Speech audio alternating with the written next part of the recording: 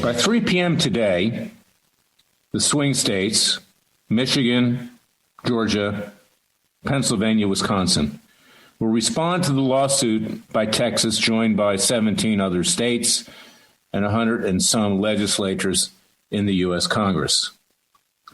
Do not expect the Supreme Court to overturn this fraudulent election. As I've said in my book, it takes a revolution, forget the scandal industry. These judges, by and large, are establishment political hacks. They're not going to stick their neck out to overturn an election. They probably will fear for their life if they do with regard to the radical left. Remember the book Pelican Brief by John Grisham, who, by the way, is a relative of Bill Clinton, if you can believe that. Killing of a Supreme Court justice, something I don't suggest, obviously, but something which has to be on their mind, given the state of affairs in this country today.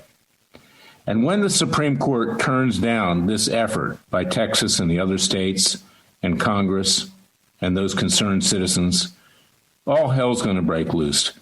And it'll be very obvious that we are in a revolution. It takes a revolution, forget the scandal industry. And despite the hype that you hear on Hannity and other places that this is major breaking story, the best the Supreme Court could do at this point would be to order a new election. Frankly, that would be fine, but I doubt they're going to do that either.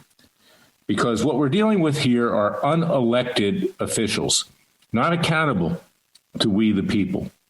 And that is exactly what Jefferson predicted would happen, that they would become despots and tyrants, and that someday we would have to fight yet another revolution. In fact, he said about every 20 years, we would have to shed the blood of patriots and what's a few thousand dead to refresh the tree of liberty. So I want you to go out and get my book because it's very timely. I didn't write this book like Hannity or some public interest groups that were most likely ghost-written books. I wrote it myself. It came from my heart. 43 years of experience of fighting in the legal trenches of Washington, D.C. and throughout the country, dealing with compromised and corrupt federal judges in particular, who put their own interests ahead of the interests of the American people.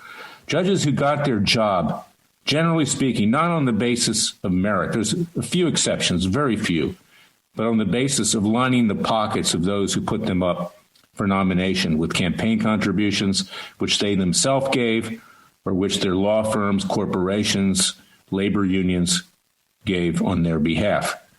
As just one example, Wilmer Hale, the law firm of Robert Mueller and Jeannie Rhee of the Russian witch hunt fame, or shall we say infamy, got 2 judges on the District of Columbia Court, the lower court, the federal court in Washington, D.C. One who was a Trump appointee and one who was an Obama appointee. In addition to their own contributions, these judges got money bundled from Wilmer Hale. Another judge from Rhode Island, Sheldon Whitehouse, that corrupt senator from Rhode Island you've seen during Judiciary Committee hearings. I call him Sheldon Outhouse.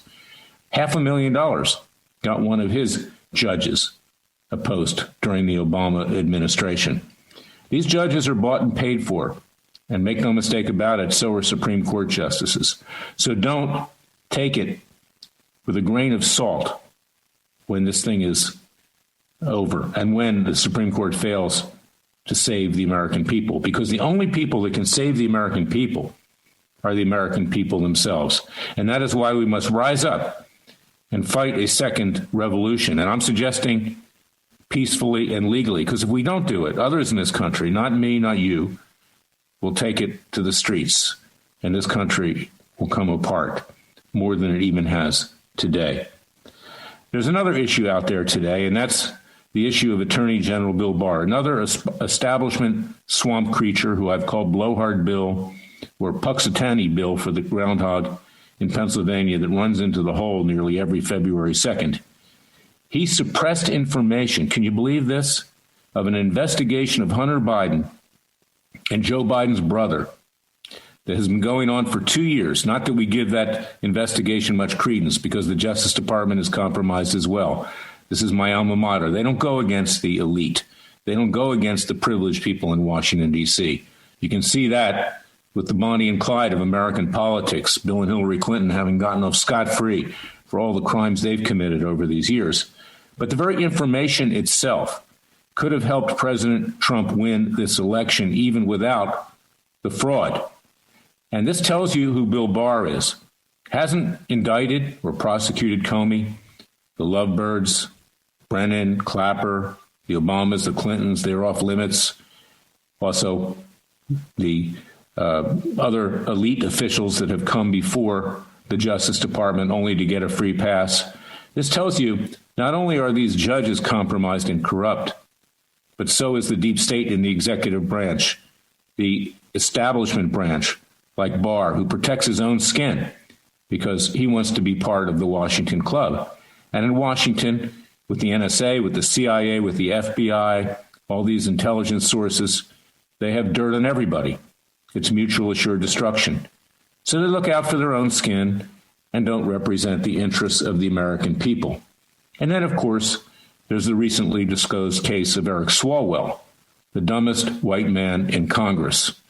Unbelievable. This clown, a California representative, obviously had an affair with a communist Chinese spy, and that was suppressed. Now, he was single at the time, so we're not calling him an adulterer. But the guy is just simply stupid. And obviously, sex took its precedence over the people of the United States, and he was most likely compromised. He sits on the Intelligence Committee. Nancy Pelosi suppressed this, and apparently Republicans knew about it too, such as Paul Ryan, by the way, who is now on the board of directors of News Corp, which owns Fox News. This is what we're dealing with. The leaders, so-called leaders, they're not leaders at all. Frankly, they're criminals who are running this country.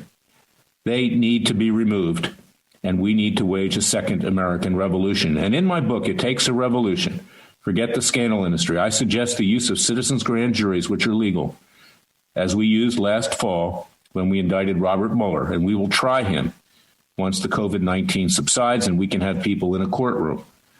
But the American people can do it for themselves. In the old days of Wyatt Earp and before that, we didn't have a Justice Department. The American people meted out justice themselves. And we intend to do it fairly and equally and give people an opportunity to defend themselves. But rest assured that Joe Biden, Hunter Biden, his brother, and all these criminals, Comey, McCabe, the Lovebirds, Strzok, Page, Bruce Orr, the Clintons, the Obamas, and of course the Bidens, will be held accountable by the American people. And as I detail in my book, It Takes a Revolution, we even have a right to do citizens' arrest. We will not do that with force, but with persuasion. And we, of course, hope, against all hope, that we would have law enforcement that would carry out the indictments and convictions. But if not, the American people have the right to carry it out themselves. And that's a fact, and that's what we did in 1776, when King George and his yes men on the court in London rubber-stamped every tyrannical edict, took away our legal system, our criminal justice system. And the founding fathers said, when the sovereign breaks its bonds with the American people, this is the Declaration of Independence, we have a God-given right under the laws of nature and the laws of God to alter and abolish our form of government and to form a new government by and for the people with inalienable rights for everyone, equality for everyone. The American people have no equality. We're living in slavery, much like the ancient Hebrews did in Egypt. These deceitful, dishonest, and criminal politicians, and frankly judges, are on the verge of destroying this country. And we, the American people, must rise up, or we will have no country. And we're very close to that right now. That is my message. Go out and get my book, It Takes a Revolution. You can buy it at Amazon.com. I didn't write it to make money. It's inside of me. It wasn't ghost written. It's based on my experience of 43 years in the trenches, fighting against this evil, corrupt, devil-inspired government, which is no government at all.